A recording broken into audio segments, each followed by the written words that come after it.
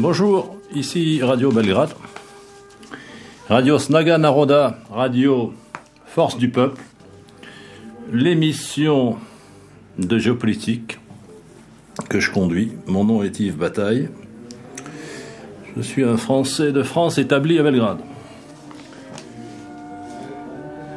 Je rappelle que Radio Snaga Naroda peut se capter sur Internet et je donne à nouveau l'adresse Skype pour ceux qui voudraient intervenir durant l'émission. snaga.naroda snaga snaga.naroda via Skype. Eh bien, on va continuer. Je parlerai un petit peu de la Serbie parce que ce serait un paradoxe qu'étant en Serbie, je ne parle pas de la Serbie. Il faut encore faut-il qu'il se passe des choses importantes et significatives. Alors j'évoquerai cette semaine l'affaire Megatrend. L'affaire Megatrend est le nom d'une université privée créée par un oligarque qui est à la fois son recteur et son propriétaire, qui a de nombreuses affaires financières. Il a fait la London School of Economics à Londres. Il a une université, une succursale en Floride. Et il possède des biens en France, dans le sud de la France, dans l'une des zones les plus chères, où le mètre carré est le plus cher en France, à Mougins. Cet individu, dont la fortune remonte aux privatisations sauvages. Son père était le directeur, l'administrateur des mines d'or de Bor. Et donc s'est lancé dans l'université privée qui est une couverture. Et il se livre via cette université à toutes sortes de ce que nous appelons en France le trafic d'influence. Il invite des personnalités, il invite des ministres et il se fait photographier avec eux dans son université qui est bardée de caméras. Université où il a mis son portrait comme un chef d'État, entouré des portraits de l'ambassadeur de Grande-Bretagne et de celui des États-Unis, car ce monsieur, Micha Jovanovic, est en même temps l'un des responsables de l'association Atlantique de Serbie, qui fait du lobbying pour l'entrée de la Serbie dans l'OTAN.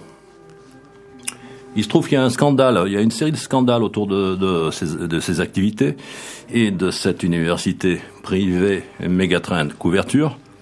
Et le dernier en date, c'est le scandale du doctorat d'un personnage qui est passé par son université et qui n'est autre que le ministre de l'Intérieur, le ministre de l'Intérieur, de la MOUP.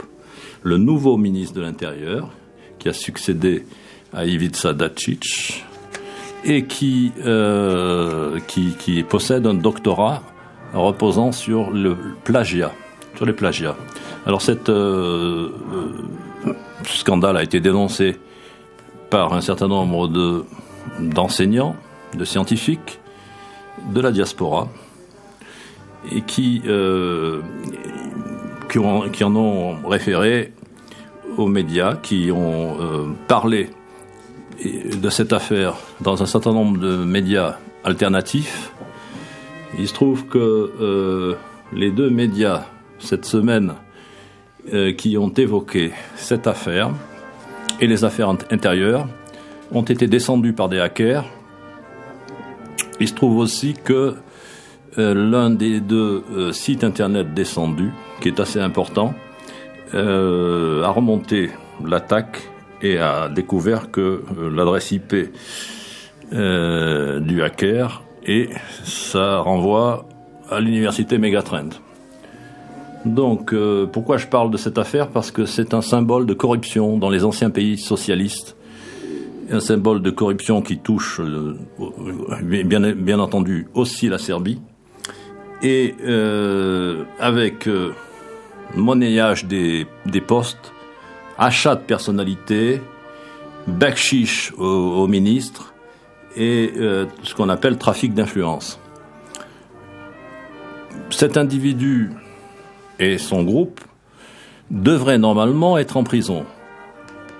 Il se trouve que, s'étant fait photographier avec des personnalités du pouvoir et se vantant de former les différents gouvernements, alors hier c'était le gouvernement du Parti démocratique et du SPS, aujourd'hui c'est celui du SNS, scission du Parti radical et du SPS toujours, se vantant donc d'avoir des positions clés et des amitiés importantes, il échappe toujours à la sanction. Voilà, donc on va voir ce que cette affaire va donner, mais c'est l'exemple même, enfin un exemple parmi tant d'autres, mais un exemple important de l'utilisation de l'argent et de moyens d'influence pour son propre compte d'abord, et aussi pour mouiller des personnalités et ensuite leur faire du chantage. Voilà comment ça fonctionne. J'ai dans le studio Danica. Et Danica, tu as entendu ce que je viens de dire? Justement, oui. Oui, et que penses-tu de ce genre d'affaires? Malheureusement, je dois dire que c'est devenu notre quotidien, la normalité. Et je pense que la Serbie n'est pas la seule. Comme tu as bien dit tout à l'heure, c'est certainement le cas dans tous les pays, mettons, autrefois socialistes. Et puis malheureusement, nous n'avons pas pu jouir du système démocratique au sens de l'apparition, donc après les régimes communistes, donc d'un certain nombre de partis politiques nouvellement enregistrés ou bien re-enregistrés, ça dépend de quelle tradition proviennent-ils. Oui. Mais malheureusement, c'est une vie. Enfin, il n'y a pas de vie, tout simplement. Voilà. Si vous êtes fauché, si vous n'avez pas des connaissances, même pour vous soigner, par exemple. Donc, c'est devenu tout l'envers, mettons, de la vie que chaque individu devrait avoir, oui. Dans quelconque pays, non en quelque sorte. Serbie, on est passé du parti unique. Justement. Avec la Ligue qui s'appelait la Ligue des communistes dans les derniers temps, oui. Au régime des partis, à la particratie qui est un parti unique divisé en tranches. En tranches, voilà, exactement. Et qui, j'ai l'impression, maintenant je connais pas la situation comment elle est dans les autres pays, mettons, du camp socialiste de l'époque, mais concernant par exemple la Serbie, alors moi ce qui me choque, étant donné que j'ai eu la possibilité de vivre dans un nombre très important d'autres pays, bien sûr, c'est le fait que on a une administration. Danica, il faut préciser que c'est une fille de diplomate, c'est ça? Oui, justement. Oui. Et puis, par exemple, ce qui me choque, c'est qu'au total, semble-t-il, on a une administration qui compte 750 000 personnes embauchées. Alors moi, à l'heure actuelle. À l'heure actuelle. Oui. Alors, ça c'est énorme. C'est énorme pour la Serbie. Mais ce serait énorme pour n'importe quel autre pays, et encore une Serbie. Mais le comble, c'est que il sert à rien. Les partis politiques entretiennent une clientèle. Voilà, une clientèle. Oui. Et alors moi j'ai peur des élections, entre guillemets. Pourquoi? Parce que chaque fois quand on a par exemple des élections, alors l'idée que j'ai là-dessus, je me dis tiens, il va y avoir encore toute une série de gens qui vont se trouver un emploi. Donc on entre dans des partis politiques, non pas pour leur programme, pour leurs idées, pour leur contenu quelconque, mais sinon pour se trouver un emploi. Et je trouve que c'est tragique. Et alors parallèlement à cela, on est témoin d'un processus, et moi, personnellement, ça me dégoûte. Alors, on a toute une série, mettons, de cadres qui ne font que survoler d'un pays à un autre. Donc, quand tu es au pouvoir, je suis dans ton parti. Quand tu n'es plus au pouvoir, sans me gêner absolument. On change de parti. Voilà, on change de parti. Oui. Et alors, ce sont devenus, moi, je les appelle des professionnels. Donc, ils s'en fichent de tout. Il n'y a pas de programme, il n'y a pas de valeur, il n'y a pas de politique. En fait, tout ça, c'est, à mon avis, c'est pareil. Et le comble, c'est que non seulement ils sont si nombreux, mais c'est qu'ils ne font rien. Dans aucun des secteurs. Ils sont là pour ne rien faire, justement. Et les puissances occidentales, en particulier les anglo-américains, s'appuient sur ces gens-là pour faire ce qu'ils veulent dans la région. Justement. Eh oui, ils sélectionnent les pires. Mais ça, c'est... moi, j'irais, mettons, un petit peu au-delà de ce que tu as dit, parce que ce n'est qu'avec des personnes du genre décrit, et qui ont profité au niveau personnel, ils s'assurent d'une manière double du maintien de la situation telle qu'elle est. Pour nous, invivable. Ils ont intérêt à maintenir le statu quo. Non, mais je sais, mais ils deviennent pratiquement les gardiens de ce système, parce qu'ils sont parfaitement conscients que une fois le changement, par exemple, ils vont tout simplement perdre ces privilèges, leur fortune et... Enfin, alors, j'ai une personne qui envoie un message. Merci à Yves Bataille pour les clarifications sur ce personnage obscur. Il est connu pour ses malversations en France, groupe de Serbes de la diaspora du sud de la France. Bravo, du courage. C'est à cause des gens comme lui que les peuples et les nationaux serbes et russes souffrent.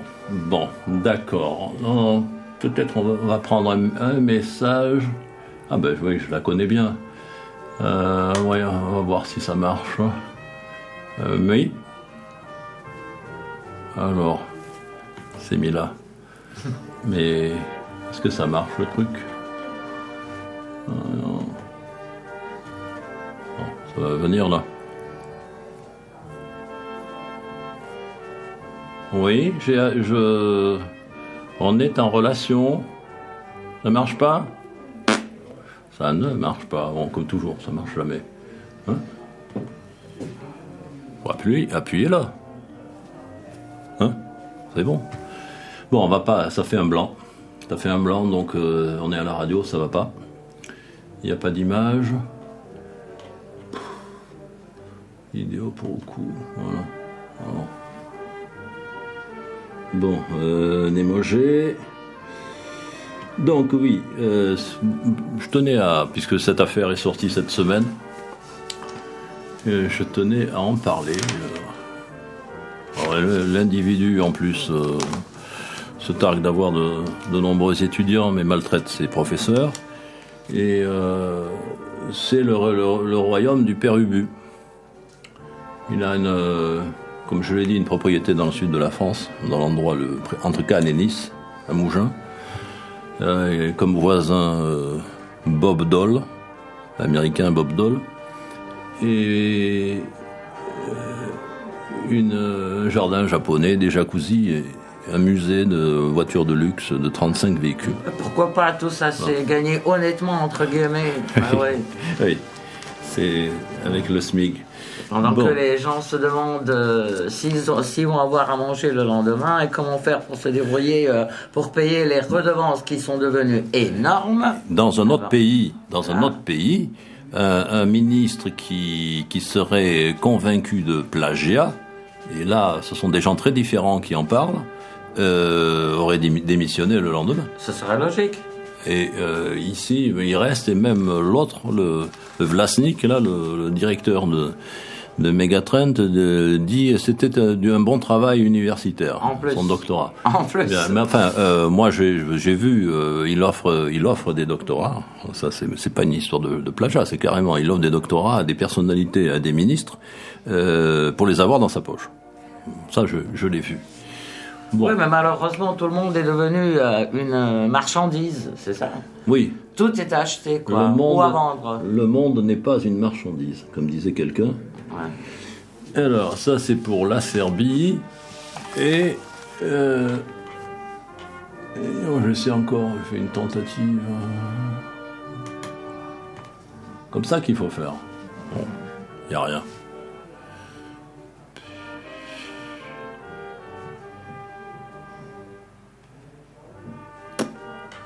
Bon, ça marche pas la liaison.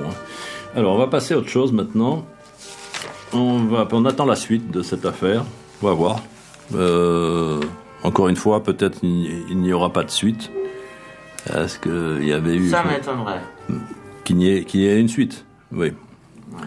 Oui, parce qu'il y avait une histoire d'impôt avec lui. Le journal Informer avait annoncé il y a un peu plus d'1 an que l'individu devait une somme colossale ici, aux impôts. Et puis, cette affaire oui, mais comme a été passée sous silence.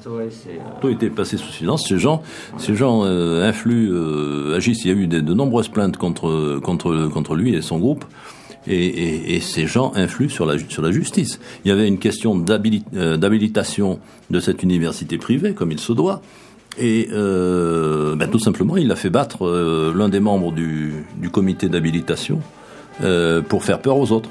Et il a eu l'habilitation. Voilà comment ça fonctionne ici. C'est un système mafieux. La démocratie qui a été apportée par les Américano-occidentaux, c'est une démocratie mafieuse qui repose sur les pires et qui est fondée uniquement sur l'argent et la corruption. Voilà.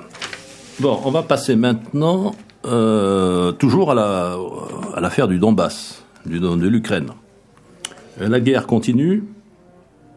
Il y a des combats un peu partout, à Slaviansk, à Kramatorsk, à Lugansk. Alors maintenant, ils attaquent les grandes villes, parce que Lugansk, c'est une ville de plus de 600 000 habitants, puis tout autour, il y a d'autres villes assez importantes, de plus de 100 000 habitants. Et quant à Donetsk, c'est une ville qui a 1 million d'habitants. Ça va être difficile à prendre, à mon avis, ils ne prendront pas, malgré la disproportion des moyens. Et parce qu'il y a l'armée de milices du Donbass qui est là, qui essuie des pertes malheureusement, mais qui inflige aussi des pertes à l'agresseur, et qui est doté d'armes légères et d'engins plus dangereux qui sont des lance-missiles portables qui atteignent les hélicoptères, qui volent lentement et qui peuvent atteindre aussi parfois les avions malgré les leurs. Et donc, on a annoncé aujourd'hui qu'un hélicoptère Mi-24 avait été abattu à Slaviansk et qu'un avion Sukhoi 25 a aussi été abattu à Krasny Liman. Krasny Liman, c'est une petite ville sur la route de Kharkov, à mi-chemin entre Lugansk et Kharkov. C'est intéressant parce que c'est un endroit où se développera la bataille. Les attaquants viennent de l'ouest évidemment, mais aussi du nord, parce que dans le nord il y a très peu de villes. Ce sont des villages et c'est plus facile à occuper. Alors je signale plusieurs écrits en relation avec cette guerre d'ex-Ukraine. Je l'appelle ex-Ukraine parce que c'est un peu comme pour la Yougoslavie, c'est ex-Yougoslavie. L'Ukraine ne sera plus jamais comme avant. Elle est en train de partir en morceaux. On a déjà vu que la Crimée a rejoint la mère patrie, la Rodina russe. Elle avait déjà été russe, et tout ce qu'ils peuvent dire c'est du blabla, c'est irréversible. Et le Donbass, c'est-à-dire les deux oblasts de Donetsk et de Lugansk, veulent exactement la même chose. Et je signale plusieurs écrits très intéressants en relation avec pour mieux comprendre cette guerre, cette histoire, et sa genèse et son développement, dans un site qui s'appelle Réseau International. Et il y a 2 articles extrêmement intéressants que tous ceux qui s'intéressent à la question doivent lire absolument. Le premier, La guerre secrète de Crimée, partie 1, et La guerre secrète de Crimée, deuxième partie. C'est très intéressant. On comprend en lisant ces textes pourquoi les Russes ont agi très rapidement. Il y a aussi dans un second site qui s'intitule Les crises au pluriel.org. Un long texte explicatif traduit du russe, qui est en français, tout ça est en français, d'Andriy Fursov, Le champ de bataille Ukraine. Je conseille sa lecture, parce que on évoque là-dedans le jeu des oligarques, le jeu de l'OTAN, les révolutions oranges, etc. C'est une excellente synthèse. Et je signale un troisième texte, alors là, pour d'autres raisons, c'est dans la revue de Bernard-Henri Lévy, La règle du jeu. Et cet article est à signaler, non pas parce que c'est un article de Lévy, c'est toujours le même article qu'il fait, mais parce que c'est un texte hilarant et incroyable, enfin, d'une fantaisie incroyable. Le poutinisme est un fascisme. Voilà. Il nous explique Monsieur Botul, c'est qu'on l'appelle Botul, le botulisme. Et oui, parce qu'il avait cité Monsieur Botul dans un livre. Et c'est un bonhomme qui n'existait pas, que des malins ont inventé, en sachant qu'il tomberait dessus, et il est tombé dans le piège. C'était un piège. Malgré cela, l'individu est reçu dans tous les médias avec les honneurs qui ne sont pas dus à son rang. Et alors, nous avons dans ce texte les grandes découvertes de BHL. Il a découvert le racisme. Alors ça a l'air de devenir une obsession parce qu'il en parle depuis peu partout. Il a découvert que le cerveau de Poutine, c'était Alexandre Douguine. Et donc c'est un cri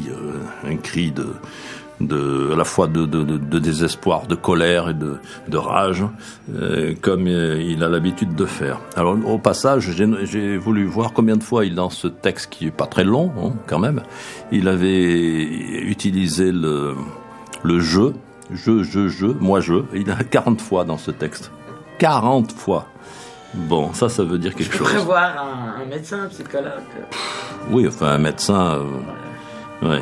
Spécialisé en spécialisation. Spécialisé, je vais bien ce médecin. Ça.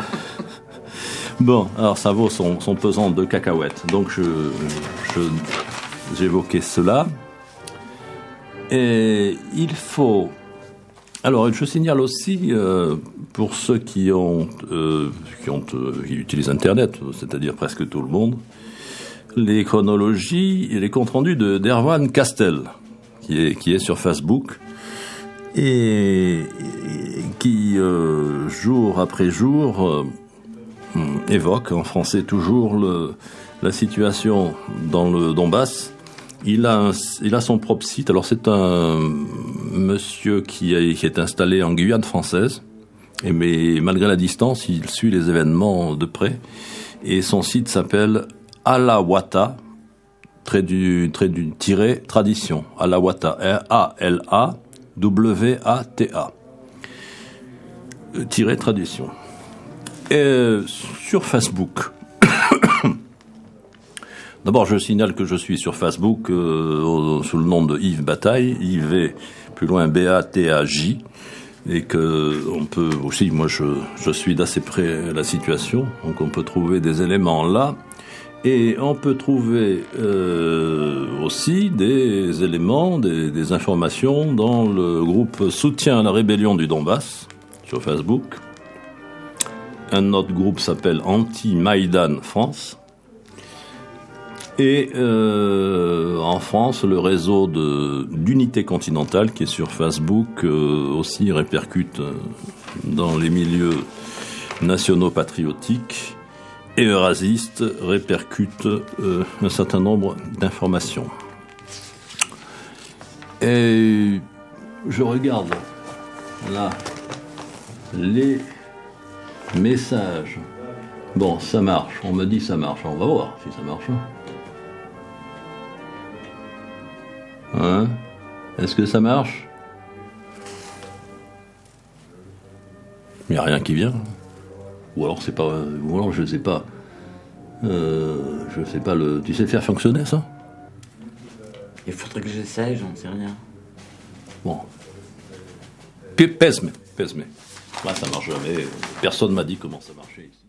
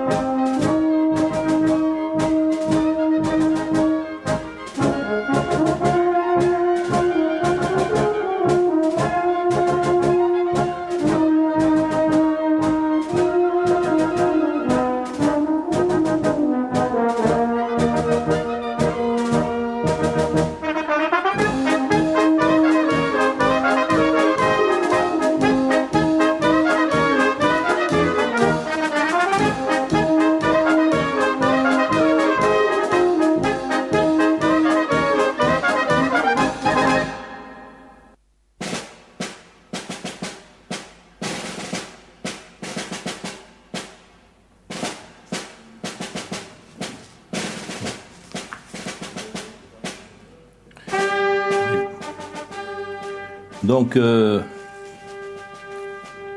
est-ce qu'on m'entend? Ça bouge Oui. pas. Oui, mais là, tu m'entends? Oui. Bon. J'entends. Bon, vas-y, Oui. vas-y. Tu veux parler de quoi? Alors, oui, mais d'abord, merci pour cette émission, parce que finalement, on est au vif du sujet. Il faut absolument aborder la question de ces oligarques en Serbie, en Russie, dans tous les pays de l'Est, dans tous les pays ex-communistes, parce que c'est ça le plus grand mal, le malheur de nos vrais nationaux aujourd'hui. Je vous signale que dès qu'on a commencé à parler de cet individu obscur, il y avait des problèmes techniques. Et là, il y avait des coupures. Bon, j'espère que ça se réglera. Vous avez parlé d'autres choses après, mais je remercie pour ça. Il faudrait, parce que j'ai plein de messages de nos amis de France qui saluent justement. Il faut aborder ces sujets. On se demande qu'est-ce qu'ils font les fonctionnaires de l'Union européenne qui résident à Belgrade et qui touchent des salaires énormes. Rien. Que font-ils ici? Que font-ils? Ils sont là pour surveiller la ménagerie. Allô? Voilà, allô. Moi qui a écrit... Allô, j'entends? Oui, on t'entend. J'entends très bien. Allô? Oui?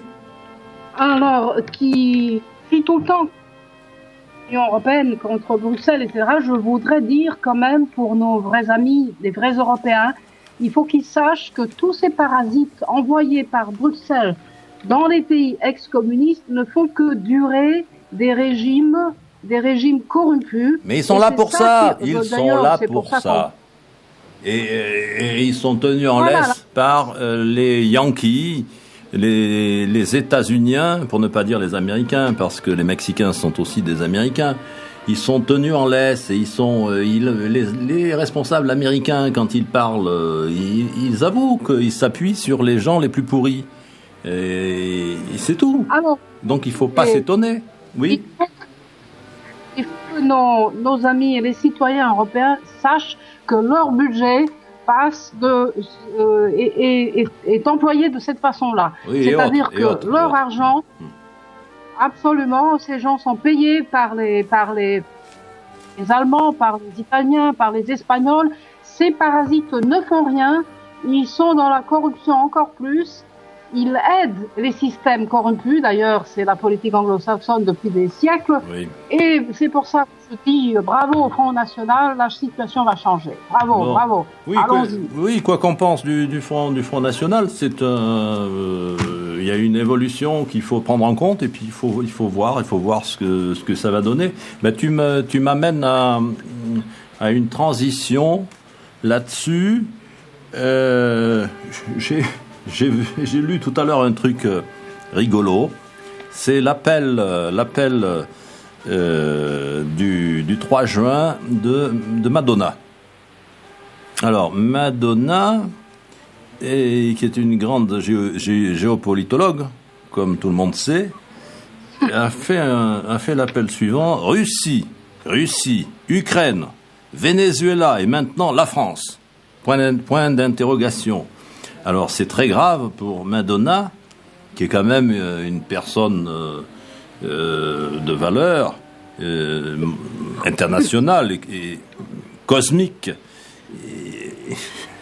Et elle, c'est quelqu'un qui a fait de grandes études et c'est une personnalité morale aussi. Elle avait manifesté sa personnalité en lançant sa culotte à Chirac en guise d'amitié.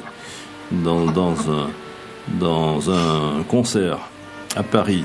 Donc, alors c'est repris par France TV Info, France TV des infos, enfin, toute cette merde médiatique qu'on a en France, c'est fait pour reprendre, répercuter toutes les scories, et tous les déchets humains et autres de la planète, et pour dire voilà, c'est ça, c'est ce qu'il faut penser. Alors Madonna lance un appel. Alors ils disent Madonna lance un appel à la lutte contre le fascisme.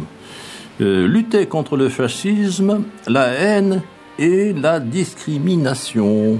Point d'exclamation.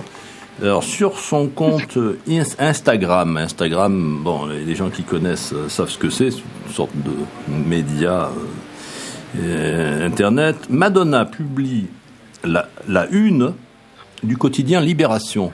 Ah ben oui, elle a de bonnes références, on est en bonne compagnie. Libération, qui était un quotidien français qui a commencé avec les maoïstes et qui a fini avec un Rothschild. Bon, c'est la gauche. Ils se disent toujours de gauche. C'est la gauche bobo, c'est la gauche sociétale, c'est la gauche américaine. C'est pour ça que la gauche a fondu. La majorité des gens de gauche aujourd'hui semblent voter pour le Front National. Un petit peu pour le Front de gauche, toujours, mais bon. Et vive la liberté et la révolution de l'amour. Elle accompagne son appel solennel de cette phrase. Alors, ce n'est pas la première fois, dit-on dans ce machin, la France TV Info, que Madonna s'attaque au Front National.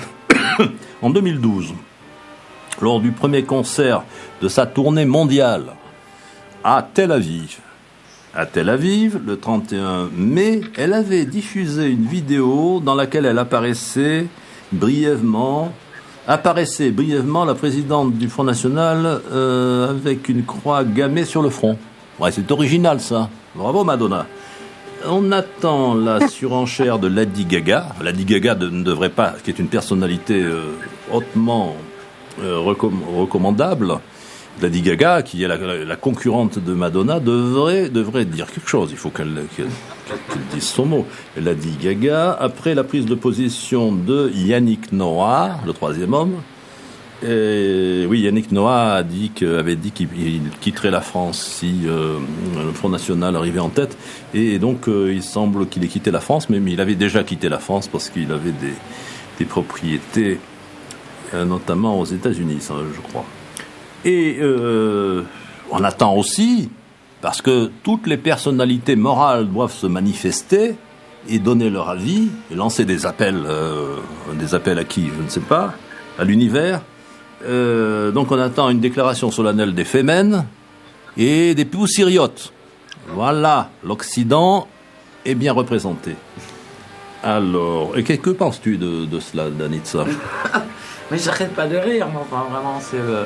Mais ce que j'allais dire, c'est que mon impression personnelle concernant, la question que tu m'as posée, mais enfin d'une manière générale, c'est que je me suis rendu compte d'une chose, mettons, très intéressante. C'est-à-dire que la forme, les expressions, les mots qui autrefois désignaient les véritables valeurs, telles qu'on les connaît, lesquelles nous sommes épris tous, etc., elles n'ont pas été touchées, sauf que le contenu a été carrément modifié. Oui. Voilà, alors c'est alors moi, comme je suis, par ma vocation interprète traductrice, alors je m'occupe un peu de ce genre de choses. Donc, si par exemple, les États-Unis disent, tiens, on va écarter une somme, j'ai lu l'autre jour, je ne sais pas si c'est 30 millions ou milliards, enfin peu importe, de dollars, pour l'expansion de la démocratie. Ah, bah oui. Alors, moi, je reste sans commentaire parce que,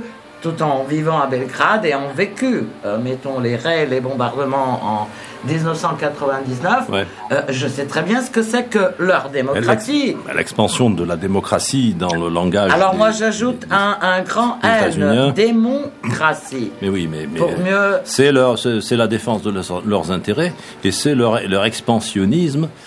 Sur la base de leur messianisme démocratique, si on veut. C'est leur vision. Ça a toujours été comme ça depuis la guerre de sécession. Et en fait, il faut savoir qu'il faut mettre dans les mots, parce que les mots ne veulent rien dire quand on ne connaît pas le contenu.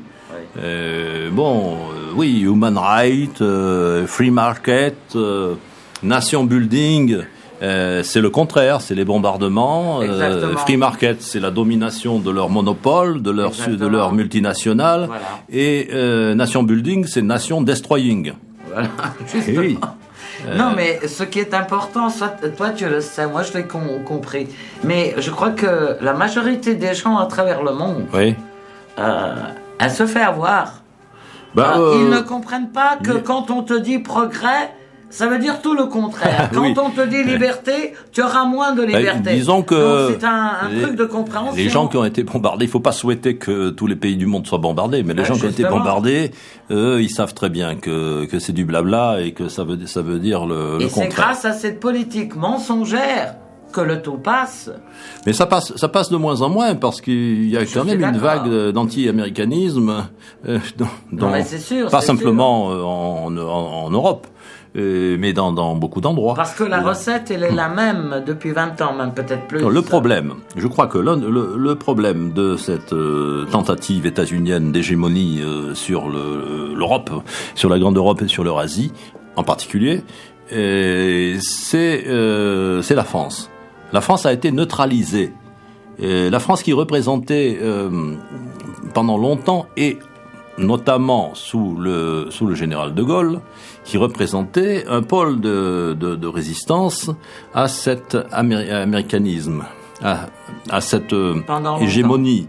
La France de Gaulle qui était sortie de l'OTAN et qu'un Sarkozy a replacé dans cette OTAN. L'OTAN qui n'est pas un pacte de défense de l'Europe ou du monde libre, mais qui est l'outil politico-militaire de domination et d'agression, de domination des États-Unis pour le compte des intérêts états-uniens et de leurs valets locaux, les corrompus dont on a parlé tout à l'heure. La plutocratie mondialiste qui ne connaît pas d'appartenance globale nationale et qui se moque pas mal du peuple et de la nation parce que elle défend ses intérêts et en premier ses intérêts financiers. Ce que Dugin, le cerveau de Poutine, selon BHL, Botul, dénonce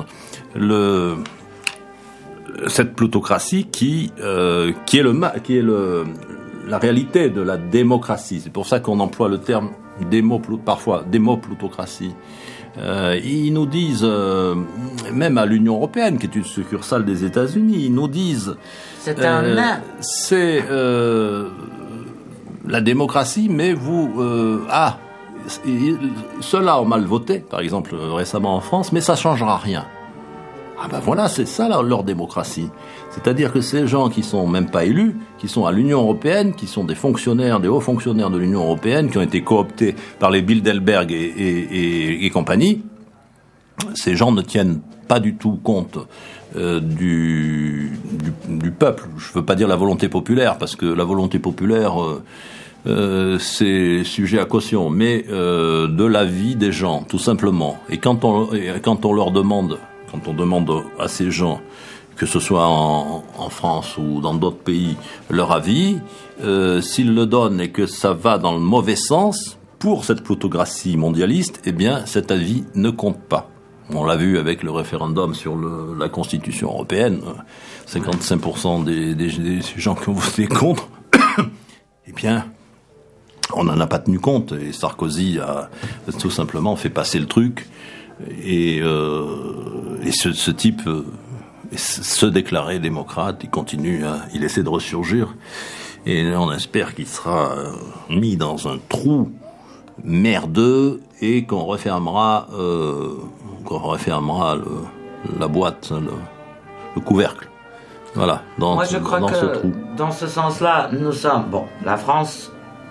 Moi personnellement, je regrette énormément qu'elle a été neutralisée. Envahie. Moi je dirais envahie, oui. Même pas neutralisée, parce qu'elle est occupée, tout simplement. Elle est occupée. Elle est occupée. Pour moi, c'est une occupation, et je ne trouve, peut-être que ça va étonner à un certain nombre de personnes, mais je ne trouve aucune différence entre la France et la Serbie, au sens que toutes les décisions de ceux qui sont prétendus de gouverner, de prendre des décisions au nom, que ce soit du peuple français, du peuple serbe, etc., enfin n'importe quel autre peuple, ils s'en fichent carrément. Donc les décisions concernant les peuples qui vivent dans ces pays sont prises ailleurs. Parce que nos dirigeants, tu as raison, nos dirigeants en France, en Serbie, ailleurs, en Italie, en Espagne, sont cooptés en fonction de leur degré d'allégeance et, si possible, de médiocrité. Ça arrange les choses. Mais c'est pour des citoyens. La coupole mondialiste. Mais les citoyens. Mais pour un citoyen simple, donc je peux être, je sais pas moi, italienne, peu importe. Toute l'astuce. Alors, du moment donné que tu te rends compte que de ta vie, de ton sort, que du sort de ton pays, de ton quotidien, décident des gens que tu n'as jamais élus, que tu n'as jamais vus, et qui se trouvent, Dieu sera à quelle ça passe par la fabrique ou la fabrication du consentement. Et ça, c'est un terme de Chomsky. Et cette fabrique du consentement, elle passe par les masses médias. Comment se fait-il que les masses médias, les grands moyens de communication de masse, grande télévision, grands journaux, soient entre les mains d'un petit groupe oligarchique? Justement. C'est à cause de ça. Quand, je l'ai déjà dit, mais que... Modifier l'opinion publique, suivant le... Quand en France, par exemple, un Dassault fabrique des avions de guerre, de bombardement, et Dassault a le Figaro, possède le Figaro, c'est-à-dire que on va pas lire dans le Figaro des articles critiquant les attaques françaises entre guillemets de la Libye ou de la Serbie ou de la Syrie. Mais ces gens utilisent leur presse. On voit souvent des gens qui sont étonnés des prises de position de la presse et ils rouspètent. Il ne faut pas qu'ils soient étonnés parce que cette presse n'est pas là pour dire la vérité. Cette presse est là pour justifier les opérations en cours. Et pour nous vendre des produits finis. Ah oui, mais ça, bien sûr, bien entendu, puisque nous sommes dans le capitalisme financier et le règne de la marchandise. Donc tout ça est organiquement lié. Et c'est pour la raison pour laquelle ces oligarques transnationaux qui cooptent nos dirigeants, c'est la raison pour laquelle ils ont peur du peuple et ce qu'ils appellent le populisme. Bon, c'est un terme qui va sur la droite ou sur la gauche, mais le populisme, Beppe Grillo en Italie, encore qu'il faut voir un peu ce qu'il pense vraiment, mais en France, le Front National, populisme. Là, c'est dangereux parce qu'on n'a pas, on a pas de moyens de pression quand ça devient trop fort. Et c'est pour ça qu'il y a une campagne contre le Front National. Et on a parlé tout à l'heure de la gauche, mais cette gauche qui est devenue une gauche sociétale et américaine, elle ne parle même plus du peuple. Elle n'évoque plus le peuple. Ce mot est banni. Ce mot est banni. Il parle d'une autre économie, la croissance. C'est le langage de la droite d'argent. Et finalement, la gauche et la droite se rejoignent et ils perdent de plus en plus d'électeurs aux élections. Et c'est très bien. Et puis ça, à mon avis, ça va continuer. Et on va bien rigoler. Bon. Est-ce que quelqu'un veut dire quelque chose ici? Goran Marinkovic, je ne sais pas si... merci. Où est-il? Une bonne question. Où est-il possible de télécharger vos précédentes émissions? Dit Goran Marinkovic, qui est un Serbe qui vit en France, visiblement. Pour l'instant, une seule émission est disponible sur votre site internet. Merci, bonne continuation. Les trois dernières émissions sont sur YouTube. Et celle-ci il sera aussi. Donc je vois pas où est le problème. Très bien. Alors, voyons. Je vois pas ce que c'est ça. Ah, Eric Deltaka qui a déjà parlé. Alors voilà, je vais essayer quand même. On va voir si on le joint. Eric, c'est ce qu'on avait fait tout à l'heure. Oui? Quelque chose qui marche pas?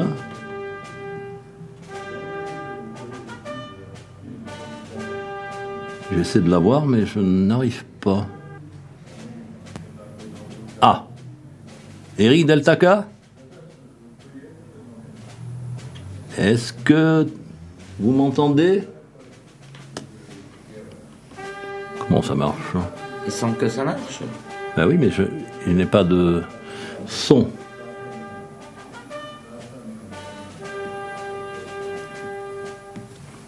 Ouais. Microphone. Mais non. Bon, on va pas rester en blanc trop longtemps. Hein. Le microphone est... Il n'est pas branché ou quoi? Je ne sais pas. Bon, j'arrive pas à l'avoir directement. Allez, Dragan, on va voir. Dragan Petrovic. Téléphone mobile. Bon, on va pas insister parce que on perd du temps. Et je voudrais parler de l'abdication du roi d'Espagne. Et le roi d'Espagne a abdiqué. Pour des raisons de santé, c'est ça? Alors, enfin, c'est ce qui a été dit officiellement. Oui, il y aurait 3 raisons. Il y aurait cette raison de santé, qui semble être vraie. Et puis, il y a les scandales de la famille. De nombreux scandales,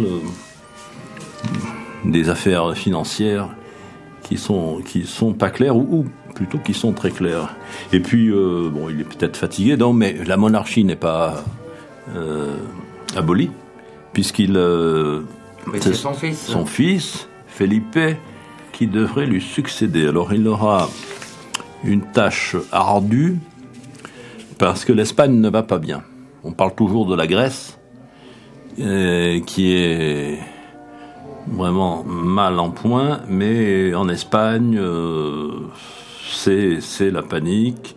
D'abord, il y a le chômage. Il y a, avec le chômage, il y a les entreprises qui périclitent. Il y a un domaine qui est sinistré, c'est le domaine de l'immobilier. C'est rare.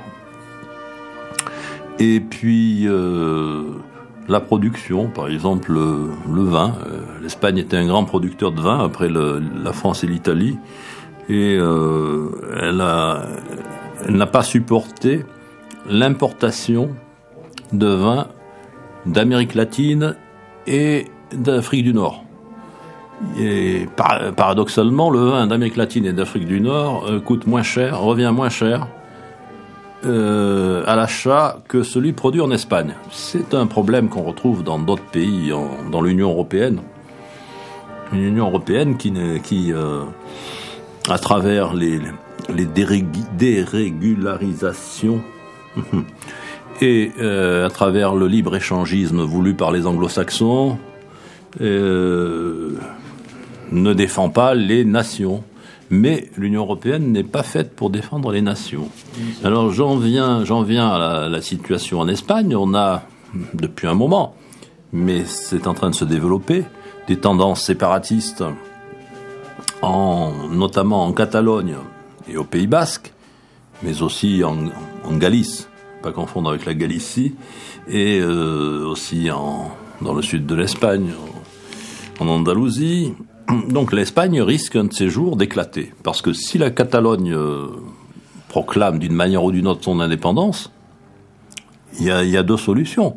Soit on aura une situation comme en Ukraine, mais là, quelle sera l'attitude de la dite communauté internationale, de Bruxelles et de Washington?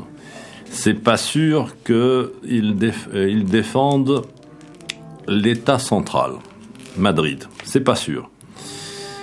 Parce que l'intérêt de Bruxelles et des Américains, c'est le morcellement, comme ils ont fait en Yougoslavie. C'est des petites entités. Mais Yves, t'es au courant de ce projet de loi français? Lequel? Qui vise absolument la même chose concernant la France. C'est-à-dire, quel projet de loi?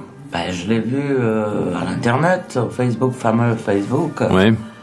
Alors c'est un nouveau aménagement territorial et administratif oui. qui vise donc pratiquement à morceler quoi là. Oui, c'est ce qu'ils veulent, oui.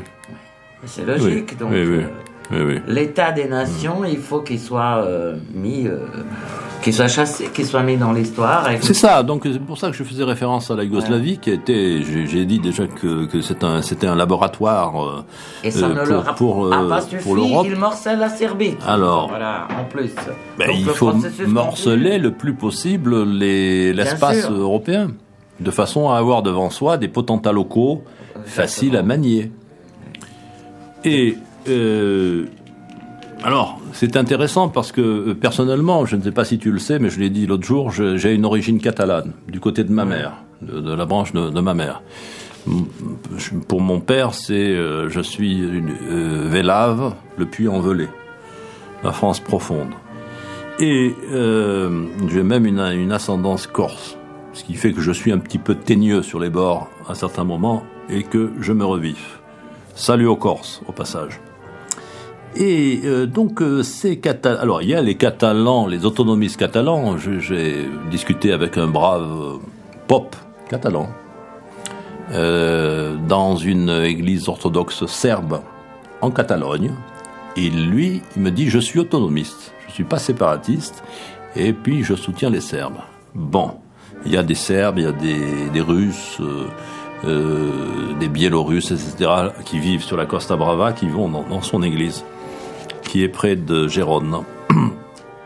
Et d'autres catalanistes, irrédentistes catalans,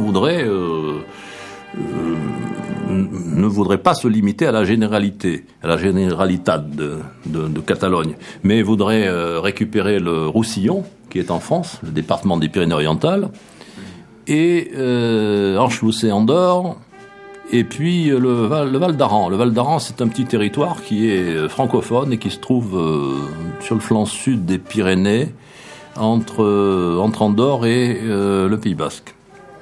Et là, ils ont un parler qui est français, gascon français. Et donc ces catalanistes revendiquent aussi la région de Valence. Et les gens de Valence sont pas forcément d'accord.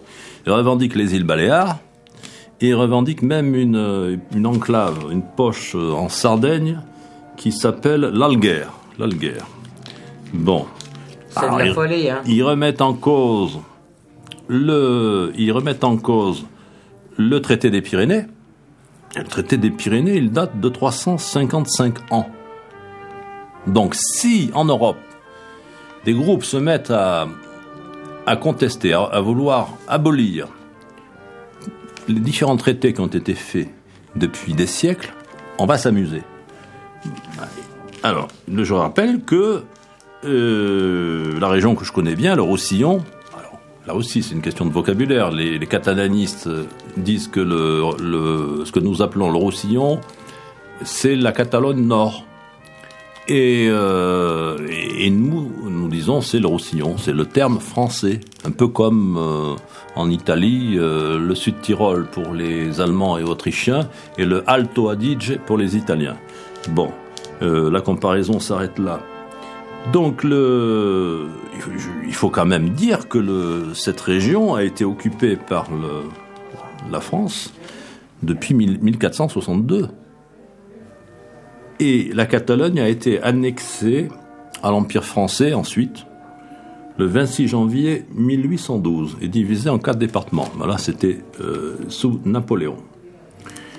Donc, c'est intéressant parce que cette histoire ne se limite pas à la Catalogne. Il y a en Europe partout des régionalismes, des autonomismes et des séparatismes qui ne demandent qu'à se développer si l'occasion le permet. Alors, ça veut dire... À éclater, plutôt. Ça veut dire des guerres. Oui. Des guerres entre les États. Ça veut dire que demain, l'Allemagne pourrait revendiquer l'Alsace et la Lorraine. Ça s'est déjà vu. Que Alors, ça veut dire que les nationalistes flamands pourraient vouloir récupérer la région de Dunkerque. Et du côté français, on pourrait vouloir, personnellement, moi je veux, j'ai organisé la première réunion du rattachiste wallon à Paris, il y a une vingtaine d'années. Donc la Wallonie et la France. Ça, je suis pour. Il y a des gens qui ne comprennent pas que on ne peut pas être tout pour ou tout contre des séparatismes. Mais si cela correspond à l'intérêt national, eh bien, on peut soutenir des séparatismes. C'est pas immoral. Mais on peut pas mettre toutes ces situations très spécifiques dans un même panier et les traiter de la même manière. Oui, mais il y a des gens qui ne comprennent pas ça. Il y a même des nationalistes entre guillemets ou des indépendantistes québécois qui soutiennent les séparatistes bretons ou catalans en Espagne, sans se rendre compte que ils sont en train de se mordre la queue. Parce que qu'est-ce que vaudront les indépendantistes québécois si demain la France n'existe plus, ou si elle part en éclats, en morceaux comme la Yougoslavie? Alors, c'est idiot de soutenir des irrédentistes catalans qui revendiquent une partie de la France. Et ou d'autres séparatismes. Voilà. L'intérêt d'un Québécois sain, normal, patriote, c'est de souhaiter que la France reste ce qu'elle est et qu'elle devienne quelque chose de mieux. Ce que nous souhaitons, ce que je souhaite personnellement, que la France redevienne une France debout, forte au dedans et rayonnante au dehors. Exactement, et qu'elle ne s'aligne pas servilement sous l'ombrelle, qu'elle ne s'aligne pas sur les États-Unis et sur le globalisme, parce que le fourrier du globalisme, ce sont les États-Unis et ce que nous appelons les anglo-saxons. Alors, je prends encore ici.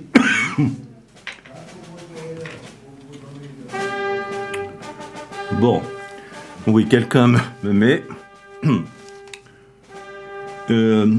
Accueillons tous le libérateur Poutine le 6 juin à Paris. Et le 6 juin, bon, il faut l'accueillir comme il se doit. Enfin, c'est pas encore le temps de la libération.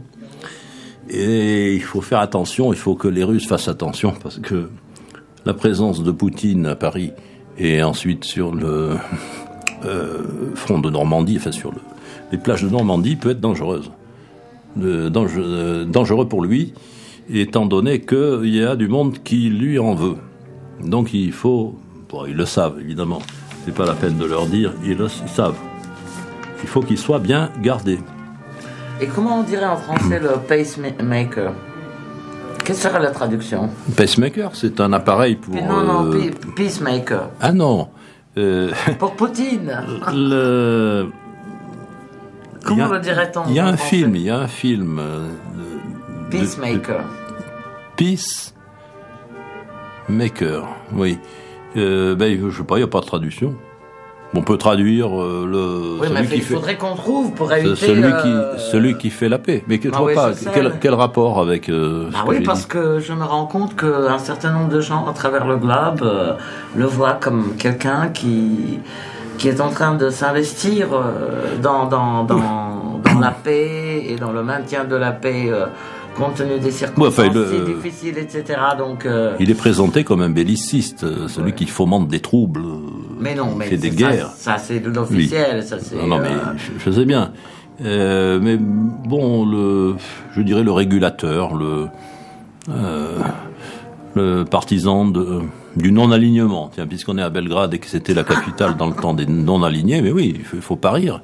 Il faut revenir au non-alignement et au monde, ce qu'on appelle aujourd'hui d'ailleurs le monde multipolaire. C'est ça. À la souveraineté des pays.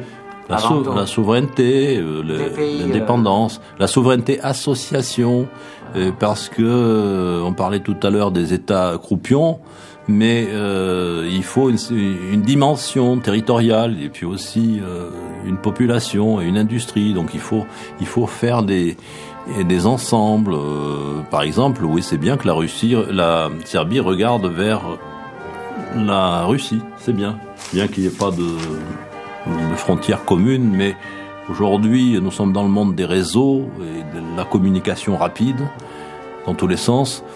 Et donc on peut faire des alliances et des unions mieux que naguère, que jadis. Il y a un proverbe espagnol qui dit que El mundo es un pañuelo. Ah, vas-y, répète ça en espagnol. El mundo es un pañuelo. Ça veut dire? C'est-à-dire que le monde, c'est un mouchoir. Enfin, on peut le mettre dans la paume de la main.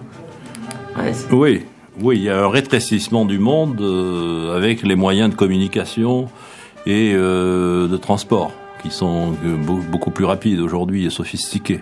Donc il y a un rétrécissement du monde, ça a été évoqué. Alors, je regarde le pacificateur, oui. Le pacificateur. Le pacificateur, ouais. Oui, c'était... C'est pas mal, mal. Voilà. Bon, je regarde l'heure, on a encore 3 minutes. Pèse-me.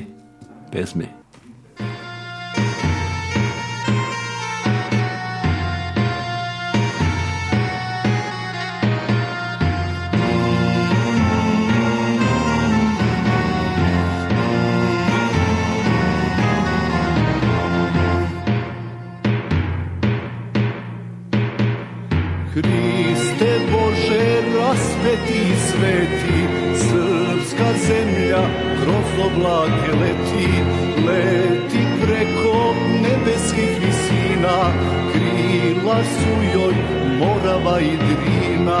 Zbogom prvi nerođeni sine, zbogom ružo, zbogom ruzmarine, zbogom leto, jesen i zimo, odlazimo da se ne vratimo.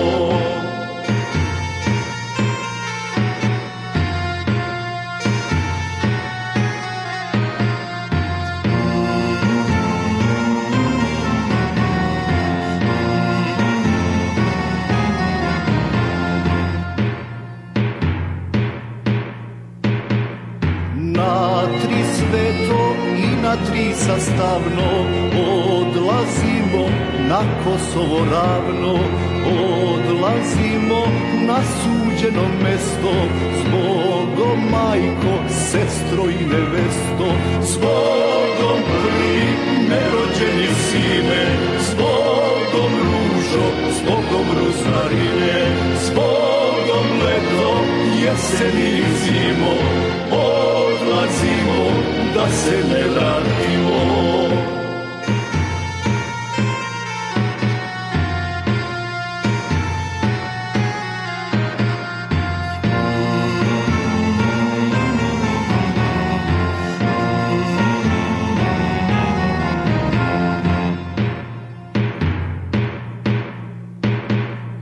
Kad je draga da odlazim čula, za kampak mi neben zaderula. Kad je draga da odlazim čula. Alors je rappelle que c'était l'émission de Paris, Belgrade, Moscou que j'anime, Yves Bataille, j'avais avec moi Danica, et chaque mardi à 18h, à partir de 18h, en français, une émission qui peut être captée partout. Et pour ceux qui voudraient des rubans de Saint-Georges, j'en ai une quantité. Et donc on peut me joindre sur mon mur Facebook au nom de Yves Bataille, Yves plus loin B-A-T-A-J.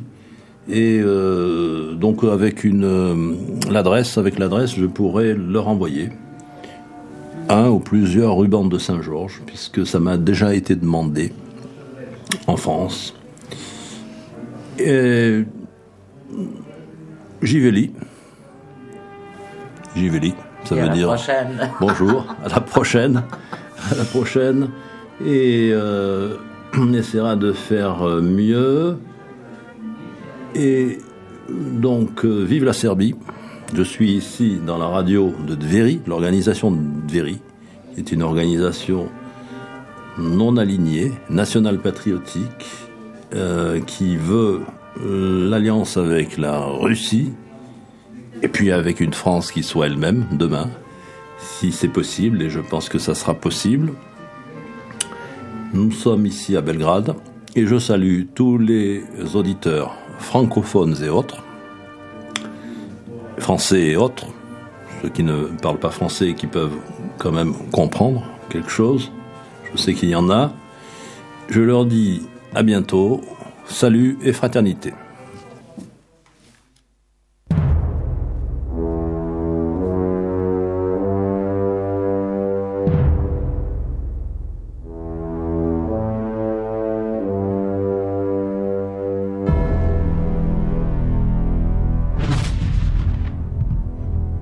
Od Sibira do Prizrena, od Urala do Atosa, od Majka